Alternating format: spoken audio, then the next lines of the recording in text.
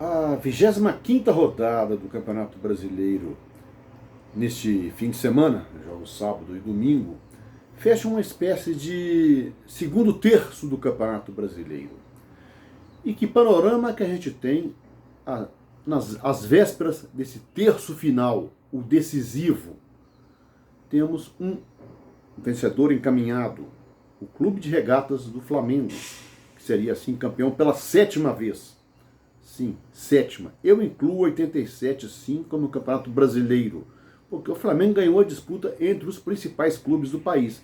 Ganhou do Inter na final, depois dos dois terem eliminado a dupla mineira Atlético e Cruzeiro nas semifinais. Então um campeonato que reúne todas essas forças, mais Palmeiras, São Paulo, Corinthians, Santos, Botafogo, Vasco, Fluminense, Grêmio, não pode ser considerado um campeonato de segunda. Esse campeonato existiu, não é fantasma, como até o STF, que não tem nada que fazer, se meteu a dizer. Então, isso posto, isso defendido esse ponto de vista, vamos a esse terço final. A 25ª rodada começa com 3 jogos no sábado.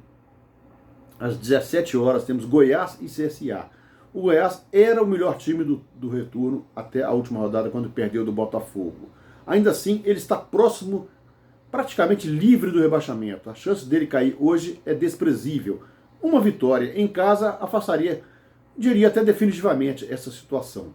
Já o CSA conseguiu escapar da zona de rebaixamento, vem de 2 vitórias boas nos últimos resultados, mas ainda assim corre algum risco, porque se perder, verá a turma de trás podendo alcançá-lo aí ao longo da rodada.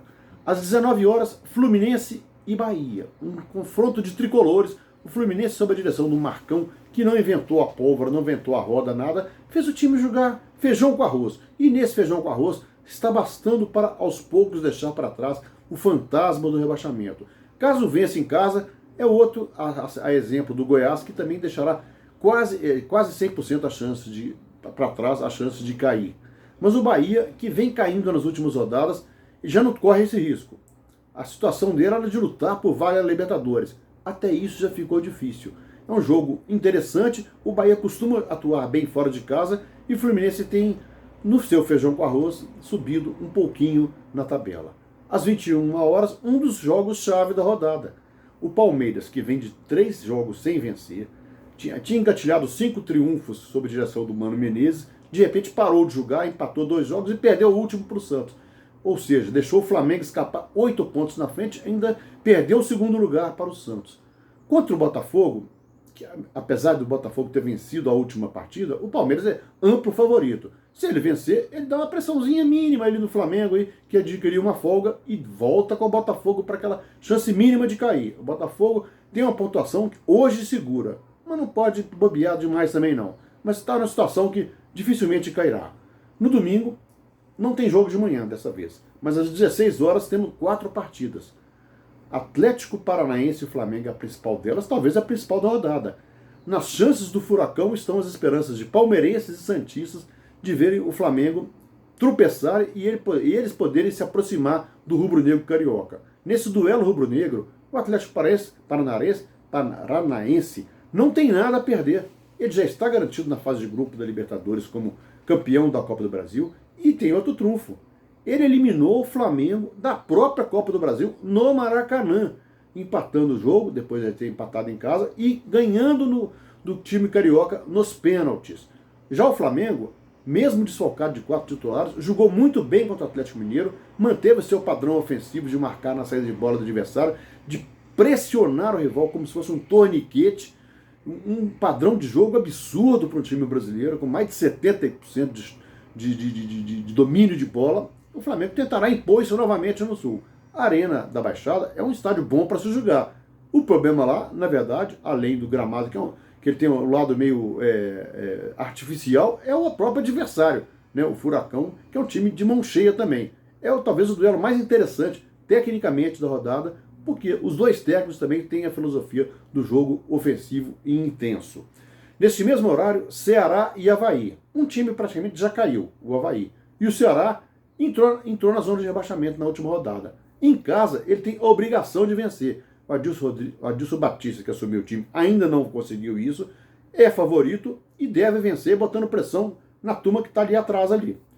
No mesmo horário, Inter e Santos, o Inter agora sem técnico. O Odair Hellmann andou, foi mandado embora depois da derrota para o CSA, joga em casa contra o time que atua do mesmo padrão, tanto como mandante como quanto visitante, que é o Santos. O Santos vem numa recuperação, recuperou o segundo lugar ao vencer o Palmeiras com futebol mais convincente.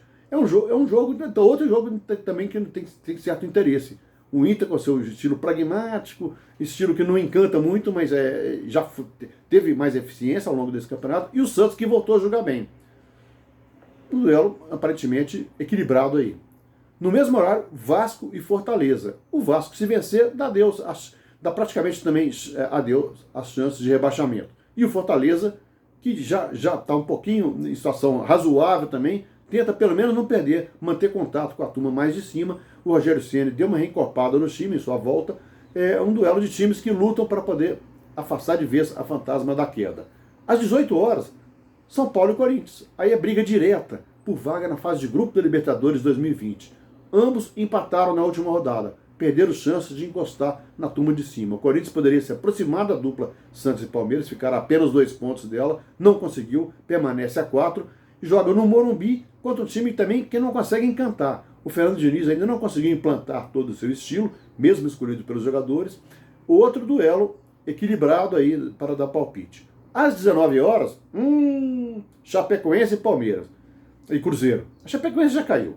A Chapecoense é lanterna, não mostra poder de reação, mas lembremos, foi esse jogo, de mão invertida no primeiro turno, foi nesse dia que surgiram as denúncias de irregularidades na diretoria do Cruzeiro, quando o fora de campo invadiu o gramado e deixou o Cruzeiro nessa pindaíba em que se encontra. O Cruzeiro está numa crise muito forte fora de campo. O Itair Machado, o cartola símbolo dessa crise, foi afastado na quinta-feira.